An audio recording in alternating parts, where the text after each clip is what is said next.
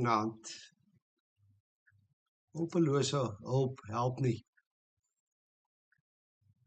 Dit kan nooit allesomvattende hulp wees nie. Allesomvattende hulp kom nie van iets nie. Dit kom van iemand. Dit kom van die Here wat die hemel en die aarde gemaak het.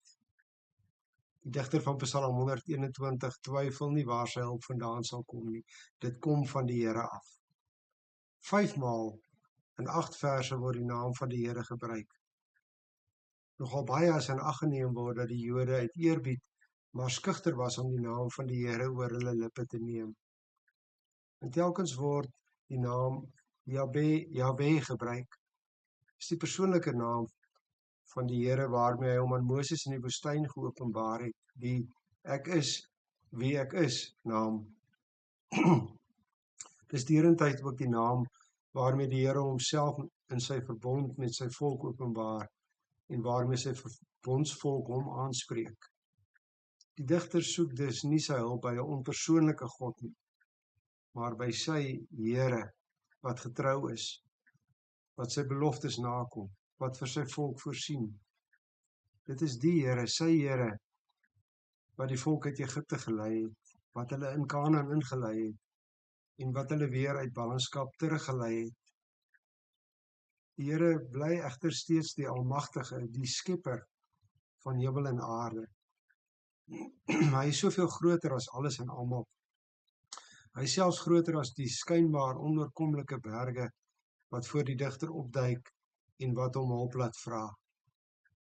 Hy het die aarde waarop die berge vasgegrond is en die hemel waarheen die berge se pieke wys geskep.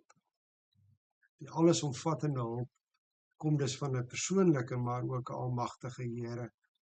Die Here wat wil help en die Here wat kan help. In die aanspreek van die bekende Onse Vader gebed kry ons 'n nog beter verstaan vanuit die Nuwe Testament.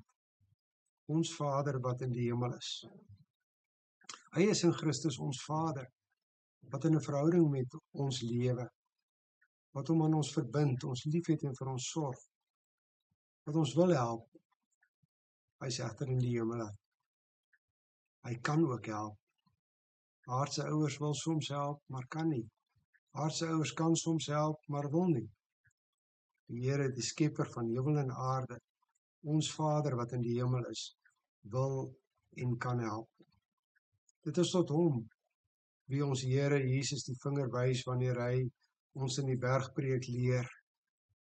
Ons lees uit Lukas se weergawe hoofstuk 11 vers 9. Vra en vir julle sal gegee word. Soek en julle sal kry. Klop en vir julle sal oopgemaak word. Elkeen wat vra ontvang en elkeen wat soek kry.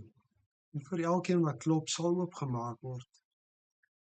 Is daar 'n pa onder julle wat as sy seun vir hom vis vra, vir hom 'n slang sal gee in plaas van die vis? Of as hy 'n eier vra, vir hom 'n skorpioen sal gee? As julle wat sleg is, dan weet om vir julle kinders goeie dinge te gee. Die Vader in die hemel nog baie meer. Hy sal sy Heilige Gees gee vir die wat vra. So, liewe broer en suster, waar kry jy allesomvattende hulp? By die Here wat die hemel en die aarde gemaak het. Dis die goeie nuus. Dat ons met volle vrymoedigheid voor sy genade troon mag nader, omdat Jesus Christus vir ons die pad, die gebedspad oopgemaak het. Jy hoef nie vanaand hulpeloos te voel nie. Jou hulp is van die Here wat die hemel en die aarde gemaak het. Goeienaand.